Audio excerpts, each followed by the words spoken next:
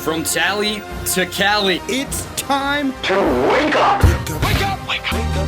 Warchant.com is your ultimate Seminole sports source. And this is Wake Up Warchant, presented by Corner Pocket Bar and Grill. One more corner pocket.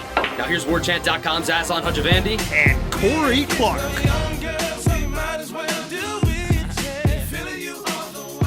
Wake up! What is up, everybody? It's Wake Up Warchant, presented by Corner Pocket Bar and Grill. Coming up on today's show, mailbag. Your questions. What Florida State players have the greatest impact at the pro level the last 30 years? What if? Joe Mauer edition. And a bunch of wedding-related questions for Corey as he heads to marital bliss this weekend. Wake Up Warchant, presented by Corner Pocket Bar and Grill, Tallahassee, Florida, 2475 Appalachia Parkway, cptallybar.com on the internet. QR code readily available on your screen, always. Hit it. Goes right to the website. Thursday's lunch special, cheesesteak sandwich, chicken or steak. The photo's got those curly fries, so I can't imagine any other side dish you would want, but there's plenty of other options. All that for only $8.99 at the Corner Pocket Bar and Grill.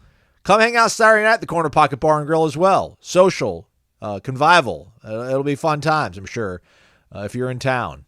We can pretend it's like a football game. There might be something cool to watch on the television. Who knows? Always something cool to watch, listen to, read over on Warchant.com, the ultimate Seminole sports source. Won't you hit a 5-star rating and review and a thumbs up and all that sort of stuff that validates us and our quote-unquote hard work? No one works harder in the game than Irish O'Fell, but if we can't have Irish O'Fell on the show, at least we got Corey Clark all the time. Corey, what's up, man? Yikes, that's what does that even mean? At the very least, Corey Clark is here. Instead of flipping Ira. It's going well, man. I did want to say, I don't remember if I said this before, but, Bill owns the tap room downstairs, the Seventh Hill tap room underneath Corner Pocket. And when they do the UFC pay-per-view stuff, that's your place. That's your place you want to go to on a Saturday night to watch the UFC pay-per-view. They're gonna have that in there every Saturday night. They've done it like three times in a row now. I was down there the last time, a couple weekends ago. It was a pretty good crowd for the main. I'm not into UFC, folks, but I went down there and watched the main event. It lasted 7 minutes, but whatever. That's the sport. But yeah, go down there. Instead of paying $70 at your home, it's like a $10 or $15 cover fee. You get in, you watch all the UFC you want. And they have their own menu down there of really good food. So Seventh Hills Tap Room as well. All right. We've got plenty of questions, a lot about conference realignment, a lot of wedding-related questions. We'll save those maybe for the back half of the show. Let's dive into one of these from the jump. S. Quinn, 67. Wake up. Big week for Warchant, especially for a week in February, March. Hope everyone has their game day face on and are ready to get this event pushed across the goal line, if you will. Corey, congrats on the wedding this weekend. Hope you have a fantastic marriage. Thank you. I appreciate that, S. Quinn. A lot of that today, Corey, so embrace the warm wishes. Just to get your thoughts on something else, I have a question. Which former Nole do you think has been the most impactful at the professional level in the past 30 years? Major League Baseball, the NBA, and the NFL. Have a great week. Go Noles. S. Quinn 67, class of 93. He's got his tickets booked to Ireland, which, by the way, you too can do it as well, folks. Seminolesireland.com, or you go to the Seminoles.com website itself. You can buy tickets to Ireland, Dublin, opener, August 24th. Do it. All right. It's Buster far and away baseball, right? Yes. Last 30 years. Yep. NBA? NBA, I would say. T-Man coming for you. T-Man coming for you, Sam Cassell. I was going to say, it's Sam Cassell right now. He had a long career. He won a couple of titles right away. I think as rookie in his second year in the league, he won titles and was an important part of those Rockets teams and played for the next, 12 years. I mean, he was in the league forever, and he's still been his assistant coach. So I would say Sam Cassell in the NBA. And then NFL. Good luck. I'd say, I guess Dion. So 30 years ago, back to what, 94? 94 is when he won the MVP, the defensive MVP, or player of the year, whatever they called it back then. His 1 year with the 49ers, where he was incredible, and they won the Super Bowl. Yeah. Walter Jones? I would say maybe D. Brooks, just because it was his whole entire career went throughout it spanned within that 30-year window. There was parts of Dion that weren't included in the last 30 years, but he's still, a contemporary but it's hard to argue against Dion. But if not, I would say D. Brooks. Because Walter Jones probably is the best tackle, but I feel like that's not a discussion that pops off a lot. Like, who's the best offensive lineman? It just seems like Derek Brooks was Derek Brooks helped revolutionize the way you could play defense in the NFL by how athletic he was and how successful that Tampa 2 defense was because of him. He's definitely one of the best linebackers, maybe the best outside linebacker that ever lives. But when you just say the word linebacker, I don't know that Derek Brooks is and he should be, especially is for Florida State fans, the first person people think of. Because, when you say cornerback, in the history of the sport, the first image you get is Dion. So that I just think his name still resonates a little more and will always not again. Derek Brooks is an all-time great. I just think Dion, just that name Dion, you don't even need his last name. I just think that still resonates in a way. He had a huge impact in the NFL, and hey, he got that team in Boulder to 4 wins this year. So he's doing it at the college level too, gang. Gator Kirk, wake up. Congratulations to Corey on your pending nuptials. Thank you, Gator Kirk. What has been your favorite moment covering Florida State post-2020? Go Noles.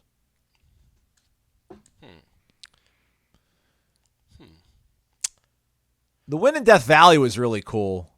That was pretty sweet. Charlotte was but you pretty weren't there. awesome, You weren't too. there for that one. It's got to be one you were at. I was in Death Valley this past year. What are you talking about? We were all there. Oh yeah, you weren't in the press box, right? Right, I was on the field. Okay, yeah. Oh yeah, so that would resonate even more with you. I was sorry. Hey, out of sight, out of mind, right? You weren't next to me, so you might as well have been in Tallahassee. Clearly. Yeah, that's a good one. It's just the noon game. I didn't like. It's just a noon game that it kind of took some of the special away from it. The first thing that came to my mind is the Florida game 22. Yeah. Yep. Even more so than LSU. In 23, I mean. Those are the two, I think. But the 22 Florida game, it was a Friday night. They had just, what was that, their 6th win in a row or 5th win in a row. They finally beat their rivals again. The next morning, we were doing the keg stand thing at Corner Pocket. Just that whole, it was Thanksgiving weekend. That whole, 24, 48-hour time period where you're like, you know what? Jordan Travis is awesome. This team is on the rise. They do have a chance to finish with 10 wins and a top 15 or 10 ranking. That was the moment where it really kind of sunk in that, okay, we are covering a good program again. I know they didn't play great defensively against Florida, but that was a good win, a big win, and that's when it cemented a good year. And it had been literally, man, I don't know, since 2016 that Florida State fans had felt good at the end of the season. And then in 2022, finally, Florida State fans felt good again at the end of the season. So that one still will always resonate with me. There's so many, which is crazy to think about. Those wins and New Orleans 22, just that whole entire weekend. If we're going to include not just singular moments, but whatever the name of that bar was, Howlin' Wolf. Does that sound right? Sure. Whatever. Dead dog. Yeah, that was awesome. I still have that bottle of Eagle Ridge 10-year bourbon unopened on my credenza, and I need to remember the young man who gave it to me, and I forgot his name, but that guy's still my hero. That weekend was incredible. I got to go check out Dublin, Ireland, and scout it out for you folks. That's kind of covering Florida State post-2020, so I'm almost as indebted to Mike Norvell as you a little bit were to Jimbo Fisher for those good runs in 13 and 14. Yeah, man, it's been fun. It's been fun. That was we were in the dark days there for a long time. We were mired. And, these last couple of years have been a lot of fun. Yeah, I mean, again, think about what they did to Miami in 22. That's up there as well. So, 22 is down in Miami. You got it right. Yeah. Nole for life, class of 2007. Wake up! I've got a bone to pick with Corey. Uh-oh. Worst take possibly in Wake Up Warchant history a few weeks ago. Uh-oh. Major Pain, Blank Man, all-time classics. To say they were not good is flat out wrong. Corey should be required to take a Cersei Lannister-style walk of shame down Tennessee Street to atone for his blasphemy. Seriously, though, Corey, congrats to you and Stephanie on your wedding. I wish you both many years of happiness. Thank you both to you and Aslan for getting us through the slog of the offseason. So the people that don't know, that those two movies starred, and I'll go ahead and say it again, unfortunate movies, starred Damon Wayans. And Damon Wayans he was a stand-up comedian and became a star on In Living Color along with his brother Keenan, who created it, and Jim Carrey, who was the breakout star. And it's like, man, on that show, in my opinion, I just thought Damon Wayans was so much funnier than anybody else on that show. And he just either had a bad agent or had a bad script reader or just chose the wrong projects, because it's like, Damon Wayans has had a fine career. He's a multimillionaire. He's been on these cheesy sitcoms. But, man, he was a bigger deal than Jim Carrey. And then but what if he'd have done Ace Ventura? Or if he'd have done, instead of Blank Man, he was doing The Mask. And so that I just always wonder about that. I'm sure I don't know. I shouldn't say that. I shouldn't speak for him. I wonder if he's happy for Jim Carrey. Okay. You know what I mean? Like, I think probably just judging Jim Carrey the last few years, I feel like Damon Wayans probably has a healthier and happier life. But in the 90s, late 90s, early 2000s, when Jim Carrey was making $20 million a movie, I wonder if Damon Wayans was like, yeah, that should be me, but I did Blank Man instead of The Mask. But he probably wasn't even offered The Mask, so who knows? Maybe I'll try and get Damon Wayans on the show. Oh, there you go. Nice. Go for it, man. See what happens there. XDQ004, it's our guy Derek. Finally, I keep missing these posts. Wake up. I have a what if. A lot of people have what ifs. There's a thread on them, Derek, but we'll take yours since it's in the mailbag. That's how these things work. What if, Corey, Joe Mauer picks college over the major leagues? Would Florida State have won a national championship in either football or baseball during its time on campus? Congrats to you and Stephanie as well. Go Noles. Thank you very much. I appreciate that. But I have to do the time. So Joe Mauer did he come in with Adrian McPherson? Weren't they in the same recruiting class? It was 2001? One, right? Let me check here. Let me just look it up. It really doesn't matter, honestly. I know that I'm pretty sure Florida State didn't go to Omaha in any of the years that Mauer would have been in college. But when you're adding a Hall of Fame caliber catcher to your baseball program, you're probably going to win a few more games. What if Florida State? What would they have been without Buster? Is that fair to think about what they would have been without Buster and what Joe Mauer kind of impact would have been for the baseball team? Because without Buster, they would have not been anything either in those.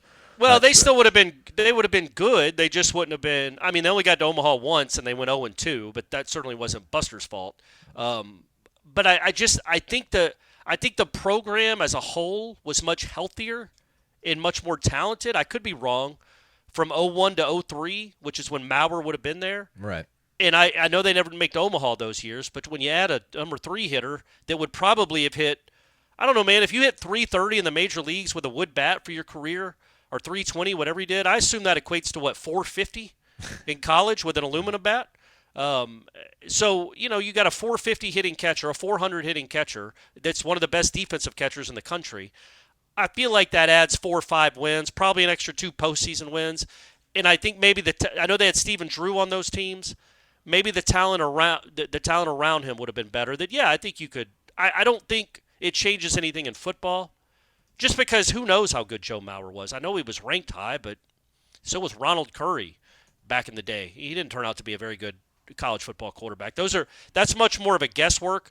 We know what Joe Mauer was at baseball, and I think, yes, if he's on the team, you certainly have a much better chance of winning a national championship. Doesn't guarantee it, but the team is much, much better. Yeah, he was USA Today High School Player of the Year in football in 2000, baseball in 2001. So I think it was a 2001. Technically would have been that recruiting class. Yeah, so he would have been a part of the 02 and 03 seasons for sure in baseball. And they needed a little push. They could have used a little push in 2002. In one of those years, they lost to Notre Dame in a Super. And they had won 60 games that year. Yeah, and they were the number one team in the country. Now, again, there's no guarantee you beat Notre Dame with Joe Mauer. And I love, who was their catcher? Aaron Cheeseman? Does that sound right? That does sound right. Look at you. Holy smokes. I just think maybe it's a little bit of an upgrade. Aaron Cheeseman, nice hitter. I think it's an upgrade to put Joe Mauer in that spot. It may be enough of an upgrade that you don't lose to Notre Dame in your own Super. And I think Texas, too. They would have played Texas in a Super that year, one of his years, too. Tony Ritchie, I think, might have been the catcher that year. What was Cheeseman? Yeah, Ritchie was good. Not Joe Mauer. Cheeseman was a catcher as well, but he was a freshman in 2002. Okay, so Ritchie maybe was 03. a sophomore, yeah. Maybe 03, 04, somewhere in there. They all get confused. Long answer, I think you know for sure the baseball team has a much better chance because that was a Hall of Fame caliber baseball player joining the program. No idea what he'd done in football. Clearly talented, but there are a lot of five-star quarterback can't-miss prospects that end up missing. And then 2003, they lost in the Supers against Texas in Tallahassee, and which was nonsense. I can't believe they got paired up with those. It's not. Again, it's 21 years ago. We don't need to relitigate it. Florida State was the number one seed in the country, and they had to play. You would think, okay, there's 16 teams, so the number one team would play the number 16 seed, whoever that might have ended up being. No, they gave Florida State Texas, who was the 9 seed, borderline 8, should have probably been hosting their own super regional, and at Houston Street. And somebody else that was really good, too. And they lost back-to-back games to end the season. And Stephen Drew got hurt and didn't play. Oh, that's correct. Oh, and they had Eddie Martinez Esteve, too. You Eddie remember Martinez Esteve, that's right. Imagine Drew, that guy, and Joe Mauer. Holy crap. Anyway. Sorry, go ahead. I'm going to find out who that other player was that we don't know at the top of our heads from Texas, because I do remember that. It was like Houston Street was like their reliever, too. That's a crazy Yeah, he thing. was like their third baseman / reliever or something. J.P. Howell. J.P. Yeah, there Howell. you go. Yeah, awesome. That was really a lot of fun. Thanks, NCAA. Tennis ump, wake up. Congrats, Corey and Stephanie. That's right. Somebody congratulate Stephanie. She's the big winner. It has been a while since we had more players at the Combine than Alabama. Do you think this trend will continue for the foreseeable future? Sure makes my life easier in Birmingham. Plus, I get to remind them that Alabama had more players enter the portal than we did, and most Bama fans are surprised to hear that. Thanks as always, guys. Since we last talked in detail about Alabama, sorry, Corey, to interrupt. They've lost their offensive coordinator. They lost their offensive line coach. They both went to Seattle to coach in the NFL with the Seahawks.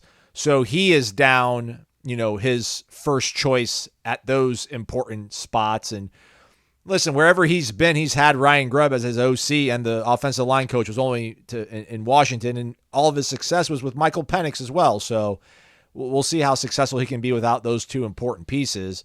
Don't want to say that Alabama's done and on the mat, but it's just hard to imagine that Florida State's going to lose steam.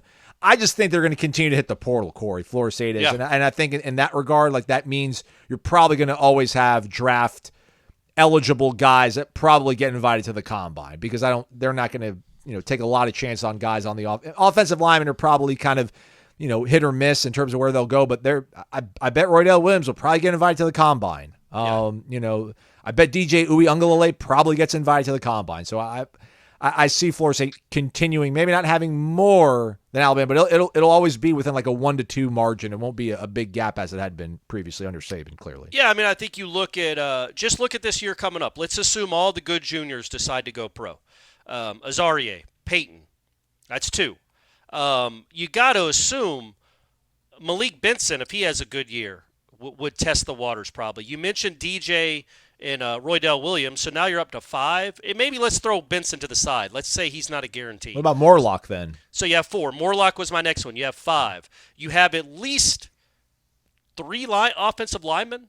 I mean, when you've played 45 games at a place like Florida State, you were if you're healthy at all, you're going to get a Combine invite. So Rob Scott, Maurice Smith, Darius Washington, Jeremiah Byers, the kid from Florida, all those guys might be invited. In fact, I'd say there's a good chance all of them are. At least, let's say 4 of them are. Well, now you're up to, 8, 9? Yeah. Shaheem Brown, Ventrell Cypress. Daryl Jackson. Daryl Jackson. So now you're up to 12 again. Now, this is projecting. This is not definite. Marvin Jones Jr. The kid from, well, I don't know if the kid from West Virginia is, but the kid from Oregon State is. Yes, I think he's a combine invite. Yeah.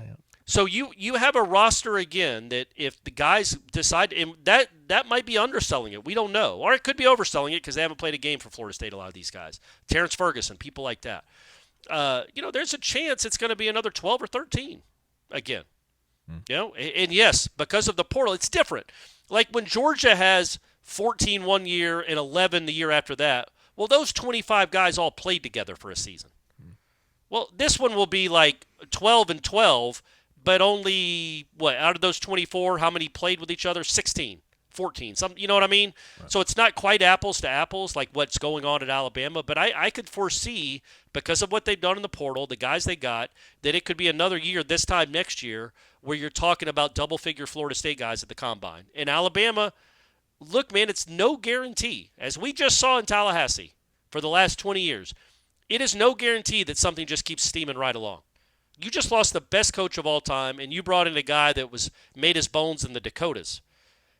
There's no guarantee. I know it's Alabama, but I've lived a long life. I've seen Alabama be pretty crappy for decades. It can happen.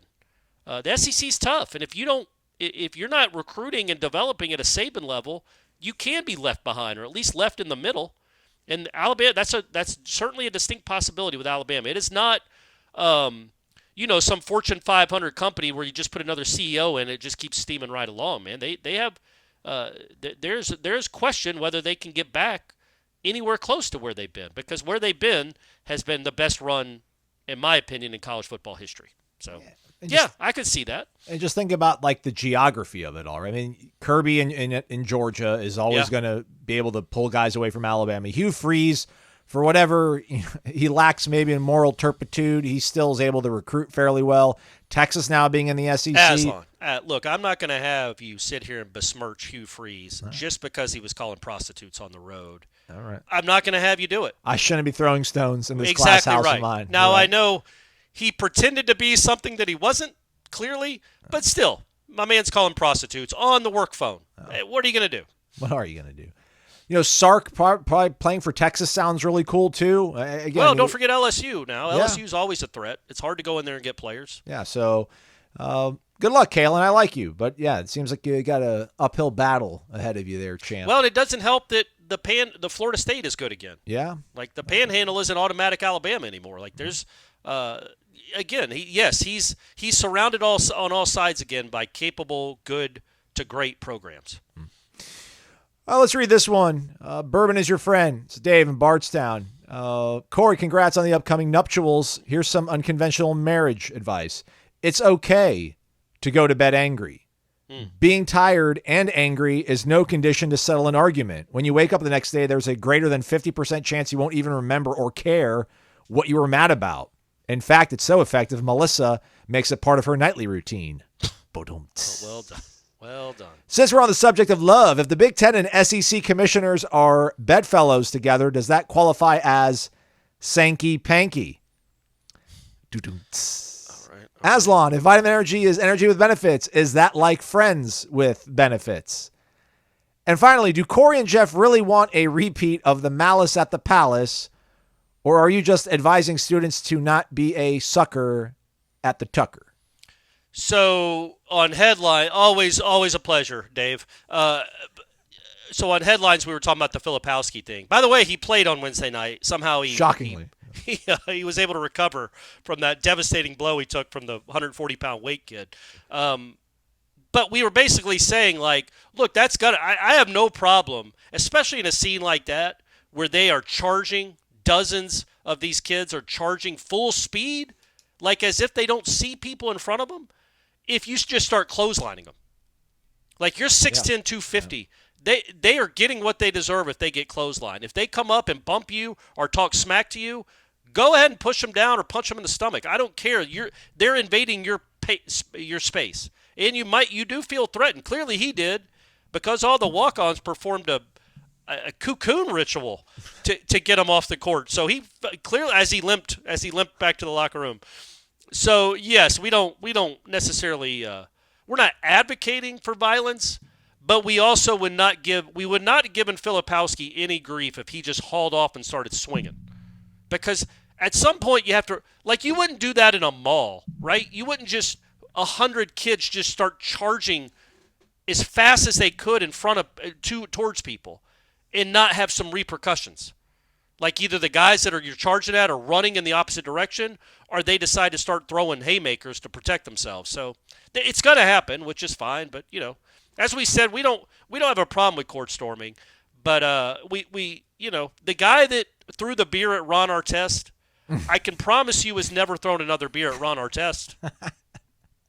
I go ahead and promise you that. Oh, man. Vitamin Energy. VitaminEnergy.com. You can go to the website. You want to go to the website because the promo code Warchant BOGO resides there, and you get an item of equal or lesser value for absolutely free when you do use the aforementioned discount promo code. It's also available at retailers across this great country of ours: Pilot, The Flying J, Circle K, Casey's TA, Sunoco, Town Pump, Shout Out Montana, Mapco, United Pacific, and many more. Shoot, the Sunstop, I think, in Collegetown allegedly has some of these things. Also available online at Amazon Prime, Walmart, and GNC. Stuff's legit. It's been reported on in Yahoo News, BevNet, Bloomberg, I almost said US Weekly, Us Weekly, and Business Insider. All of the Vitamin Energy benefits are all packed in one convenient shot. So give it a shot. Go to vitaminenergy.com. Use the promo code Warchant BOGO. That's Warchant BOGO. Buy one, get one free. Remember, it is literally clinically tested, clinically proven. Shake it and take it. Energy with benefits. VitaminEnergy.com. Volunteer here. NYC Noles says, with Corey Way next week, I'm available to fill in co-host Just Say When. Our guy Mark in Naples also says he will help out if need be. So that's nice. Those are people, they care about the show. Yeah. Maybe we'll figure out something. Maybe we'll interview those. I'll interview those go. There you go. Like what's it like being a Florida State guy growing up or living in New York City? What's it like to get to listen to Wake Up Warchant almost every day? Just ask him that, because we don't get to live that life, Aslan. It reminds me of David Gilmour from Pink Floyd was talking about when they made Dark Side of the Moon, and he felt envious of all the kids laying in their bedrooms with the headphones on, listening to it for the first time. Because he had painstakingly gone through it with Roger Waters and made this great album and then just released it to the world. And the first time those 20-year-olds just had their minds blown with their those 1974 headphones that you'd wear and plug into a stereo. Yeah. And I feel like people I feel the same way about people that get to listen to this podcast. Like, we're making it, right? We're making the sausage. We don't get to enjoy it. So ask them what it's like to get to enjoy Wake Up Warchant. All right. Also, speaking of Wake Up Warchant, John D181 on YouTube, which this is a subscriber show driven, but it's all right. We love everybody. Wake up ? He commented on our podcast the other day. I listen to these videos to go to sleep, not because it's boring, but the voices are soothing and the topics distract me enough from life's problems, and then it's lights out. LOL. All right. There you go. That's cool. Why don't you do an episode next week where it's just, what is it called? ASMR? AMSR? I just whisper into the microphone like this. You like talking about Florida State sports? Yeah. How's that sound? Yeah. Spider Y2 banana. Mike Norvell's offense is amazing. I think TJ is going to throw for more yards than Jordan Travis next year because he's going to be able to push the ball downfield a little bit more. Oh, all right. All right. Hey, I like that. I was kind of hot. I don't dislike it. Okay. Yeah. Okay. Good. Let's see here. I thought I had these all written down fairly well. All right. Let's get to some of these conference questions before we go on the big finale with all the awesome wedding related ones. FLS Nole. Congrats, Corey. Thank you. Regarding conference realignment, few things seem to be generally assumed. 1. The SEC does not appear to have interest except defensively to keep the Big Ten out of Florida. 2, the SEC has more interest in North Carolina, Clemson, possibly Virginia, which implies they are worth the $80 million revenue share, but FSU is not. How is that possible that those ACC schools would have more value than FSU? And if they do, how can the ACC be considered such a crappy, low-value conference? This makes no sense to me. Yeah, me either. Quite honestly, look, I know North Carolina. They want to get into different states, and I think you're wrong with Clemson. I think Clemson is in the same position Florida State is in. They already have South Carolina. They already have a state school. Now, South Carolina and Clemson are not nearly as close as Florida State and Florida are in fandom and I assume revenue, right? Like Clemson is the big dog in that state, but they still have a state school in South Carolina. I've always thought this was foolish. And I think I've been proven right. Like, the ACC went and got Syracuse because they thought it would help them in TV ratings in New York. It won't. Didn't. Nobody cares. Same thing in Massachusetts with Boston. Same thing for the Big Ten with Rutgers. Like, just getting in those markets doesn't mean in my opinion, doesn't mean jack squat. But again, maybe it's about just the households, the number of households. So I can see it from a Rutgers point of view because you're in New York City. Same Syracuse, I guess, to a lesser extent, but you get into those households. But clearly Syracuse wasn't a cash windfall, so I don't know exactly what they'd be expecting from Virginia. It's not a huge state. Florida clearly has many, many more people. Florida State has, I don't know, exponentially more football fans than Virginia does. So I don't know, man. I don't know why in the world would Alabama slice up their pie, or Georgia, have their pie get sliced up to give a piece to Virginia, who's done nothing in the sport ever except upset Florida State on a Thursday night 29 years ago. That's their claim to fame. In the entirety of of my lifetime, that's what Virginia is known for, is beating Florida State on a Thursday night 29 years ago. Same thing with North Carolina. Look, North Carolina has more fans. You probably get a little more revenue bump with them than you would Virginia, but they're not adding anything to the conference. So, it's a basketball, good question. But yeah, everything's football centric. Yeah, that's what when I'm talking, I'm always talking about with football because Carolina, and don't forget women's lacrosse now. They are a juggernaut. They are a dynasty. Armchair Osceola, wake up! It's November 2026. Florida State University is playing the mighty Hawkeyes in Iowa City, Iowa. Corey has just emerged from a small regional plane which provided a bumpy ride due to its size and the weather. It's balmy outside, 37 degrees. Flecks of snow paint the gray afternoon skies, and there have been a combined 297 total yards as FSU clings to their small but consistent 10-point lead halfway through the fourth quarter. Iowa just ran the ball on 3rd and 12. They're looking to punt for the 7th time today. Given that this is your ideal scenario for a Big Ten rivalry, what would be your second favorite away game should FSU make the leap to join this powerhouse contingent? Some of mine would include, Armchair Osceola adds, Whiteout in Happy Valley, playing Washington and Seattle, UCLA, parenthetically he puts obvious reasons, Purdue, because we all know how lovely West Lafayette can be late in the fall. On second thought, maybe I'm ready to reconcile with ESPN and see if we can't jump aboard the Death Star, that being the SEC. Congrats to your impending nuptials, Corey. Genuinely excited for you guys. You're great too, Aslan. Bring back Tinder Tuesdays.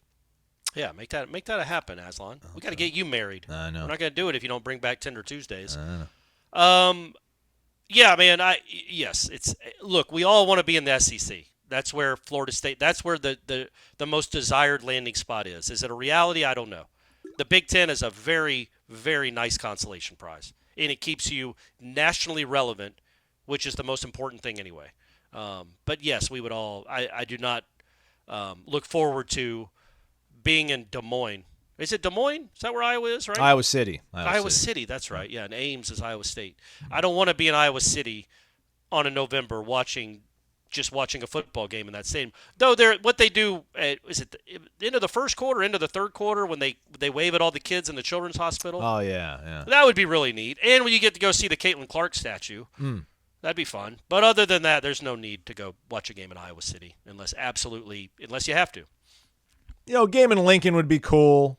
Yep, Michigan, the Big House, the Horseshoe, the Whiteout at Penn State would be neat. I think Camp Randall for Wisconsin. I mean, they got jumping around. Yeah, man. Like there's some. If Florida State was in the Big Ten and Clemson, I don't know. I keep saying that Clemson stay in the ACC. I don't care. Yeah. If Florida State's in the Big Ten, this current incarnation of Florida State, you're talking about, very close to the SEC. as a conference power, and with real conference, probably 4 teams in the playoffs every year, real chances to win the national championship. So yes, let's hope it's one of those 2 conferences, everyone. But yes, we're all rooting for the one that's a lot closer to home. I mean, I know it's almost March, so like in that vein, though, would any Big Ten football experience be a 1 seed?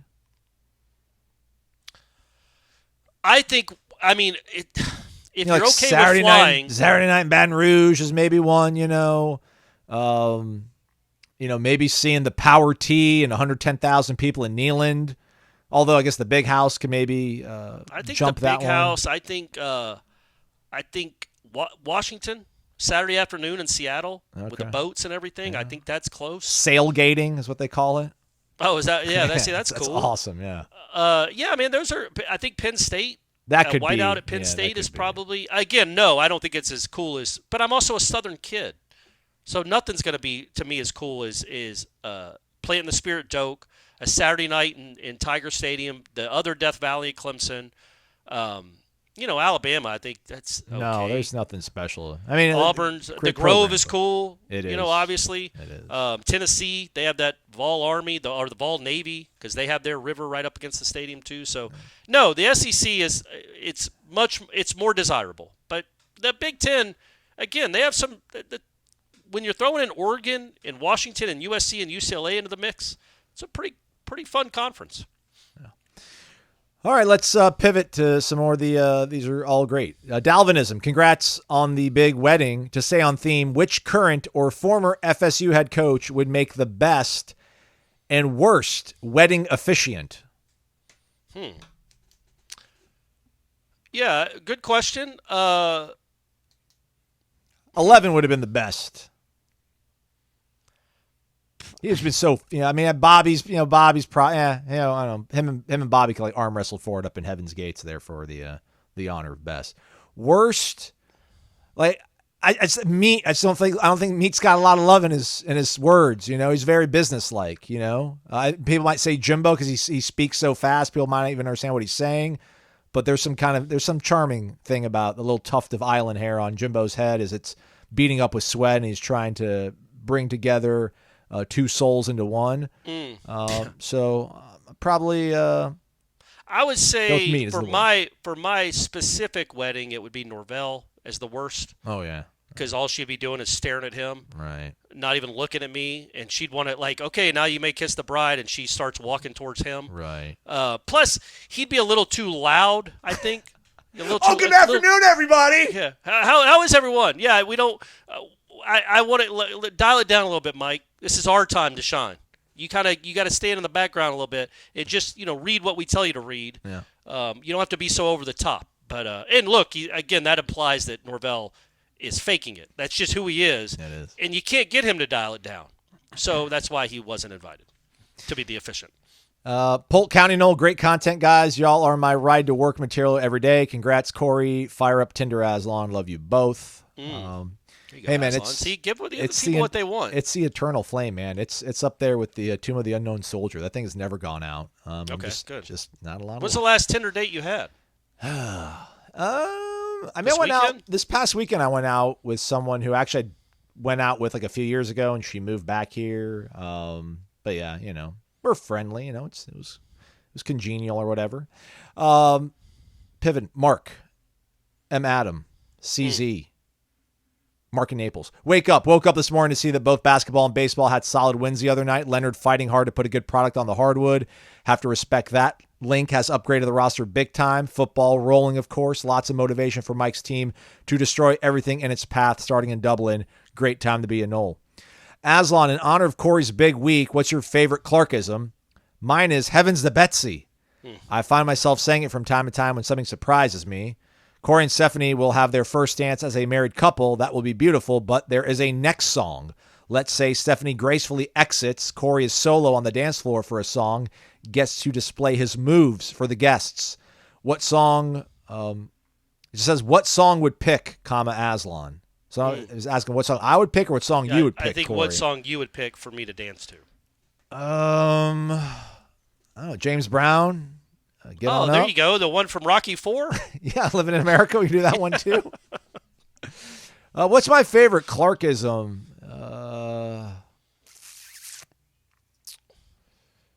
There's so many to choose from. Yeah. I just like Rolodex. just throwing bodies at it.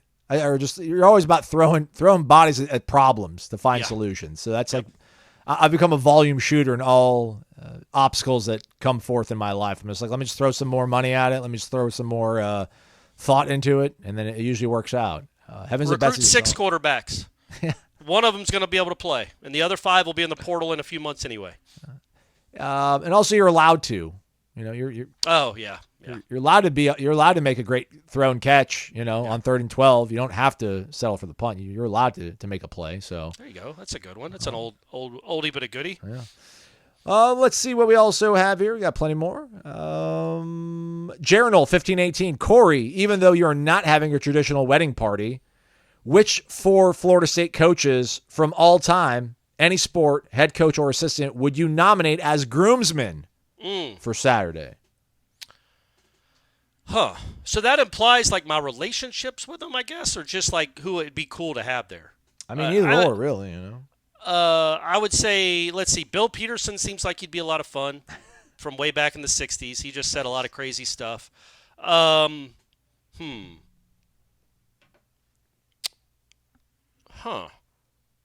Leonard would just look good, man. Leonard would just look clean. I figured he'd wear. He hasn't worn a suit in a long time. Let's get Leonard back in a suit. The thing about Leonard, though, is I wouldn't feel comfortable like getting loose in front of Leonard. It'd be like a dad type figure. Yeah. Not that he's a father figure of mine, but just like I wouldn't want to disappoint him. It would seem like beneath him.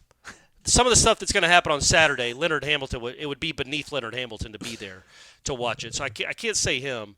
That kind of eliminates most. Now if I do say someone, they're going to be like, oh, but that would be beneath him. Chip Baker. Yeah, Chip's a good one. I was thinking baseball. Or football. You know what? Adam Fuller. Okay. All right. Yeah. Don't you think because he's chill? Yeah. He's kind of relaxed, but he can go with a joke. He smiles. He laughs. He's fun. I'll say him and Smag. Okay. Does he count? See, I guess he was never a coach at Florida State. He's a quality control at Texas A&M. I'll get back to you on that. I can come up with a list, but right now I'm struggling. Sue was fun, and so was Lonnie. Do they have to be dudes? Well, I'd say groomsmen. He did say, yeah. It's 2024, right. Though, so who knows? That's true. Good list, Corey. Good list. Thank you. Lists also available over at mybookie.ag. Use the promo code WARCHANT. Get an instant cash deposit bonus. I pointed this out on last night's read, Corey, that I did before we reconvened to do the rest of the show after the games got done. But DJ was plus 2,900 to win the Heisman. He's now plus 3,100. What happened? I don't know. Maybe all the listeners started putting money on DJ. That's probably it, and so they had to bump it up. Yeah. Well, no, that would make it go down. Yeah. Cam Ward was plus 2,400. He's now plus 2,200. So he took DJ's is that mojo a little bit. I guess the ACC. Yeah. Cade Klubnik is at plus 3,400. That would be a surprise. Yeah. Carson Beck and Quinn Ewers, they're still tied. They were plus 910. They're now at plus 890. Dylan Gabriel's third. Jalen Milroe fourth. Yeah. All right. Crazy stuff. Win the national title. It's still Georgia plus 325. Florida State plus 2,000. Kind of crazy. I think like these are kind of the numbers that were around Florida State last year. And I felt exponentially better about Florida State last year than I do right now. So can't wait for spring to start. We should mention that after I'm done with the read. MyBookie.ag promo code is WARCHANT. Promo requires $50 minimum deposit and rollover requirement of one-time deposit total, including your bonus for withdrawal. For full terms and conditions, visit MyBookie.ag/about-us. Yeah, real quick on football. So March 7th, Corey, Tour of Duty's open. So you won't be there, but the rest of us will be there. So everybody, mark that down on your calendar. Video. We usually get to interview Norvell and Josh Storms afterwards, but we got Matt there, so I might give Matt a camera as well, and we'll absolutely just blanket the entire every square inch of the IPF to get all the footage of every single player going through the drills and things like that. So shirtless, yeah. sweaty, right? Probably. Yeah. Next Thursday, it's open to the media. First spring practice is Tuesday, March 19th. Yep. Get excited, everybody. And then pro days the 22nd. So put those on your calendar. Those will be fun shows. We'll be able to look at stuff and talk about it. And we'll get you some combine stuff next week, too, probably, in the middle of an interview. But we'll let Corey take a day off. I need a day off, too, probably, as well. All right, last couple ones here. Island Chief, Corey. What about Brian Pinsky? Our Krikorian. Pinsky seemed like a fun dude. That was awesome, man. I spoke so clumsily when I said that it was Corey's idea, and I was like, eh. I mean, my thing is, I know the people that are listening to the show. Like, I know we all love football. Florida State is obviously the big arching theme, but it's Florida State football. I'm like, I don't know how many people want to listen to us interview a soccer coach, but I think we're cognizant of that stuff, Corey, that we're not going to sit here and talk about, hey, like, have you thought about going to a 3-5-2 or like a 4-4-2? Like, why do you want to put your winger so far off wide to the side? But, it was more about life. Wouldn't it be a 3-5-3? No. It's your starting 11. Oh, yeah, so you got the keeper and then the 10. Okay. Yeah. You can tell we're soccer, at least I am as a soccer aficionado. Yeah, he's a son of the South there. Immigrant child over here. But, right. It was just about life, making a big decision, like what motivates you to do that? What is it like stepping into those expectations and stuff? So, yeah, big fan of Brian Pensky. So I hope no one thought that I was like, I don't want him on our podcast. Plus, the beauty is, if you don't want to listen to it, you don't have to. Right. That's the beauty. You could be like, they're starting a 30-minute interview with a soccer coach. No, thanks. And you just move on with your day. Yeah. But hopefully a lot of you did listen to it because I thought it was very, like we said yesterday, he was very insightful. So really good interview. Yeah, no, we got good positive feedback. Bimshore, who's been around for a long time on the boards, even back to the old network. Love the Brian Pensky interview. Can you imagine Jordan Dudley on the basketball team with Latson and Timpson? Wow.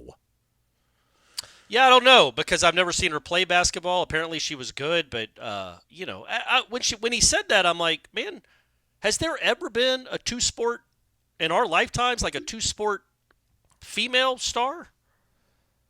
Like I can't think of one. I'm sure there has been. I can't think of one. Babes Zaharias or whatever. That's back in the 50s. Yeah. I was gonna say like there. I don't remember one ever.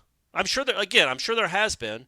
But how cool would it be if right now she was playing for an NCAA tournament basketball team, and then when that's over, she trains for soccer and then go wins a national championship in soccer? No. That's crazy. And apparently she was good enough to do both, but as Coach Pensky said, like her future is in soccer, and she might be very, very rich. Well, rich. I know they don't pay women like they pay men, but she'll be rich in soccer here soon if she was going to be the number one pick in the draft, even after her freshman year.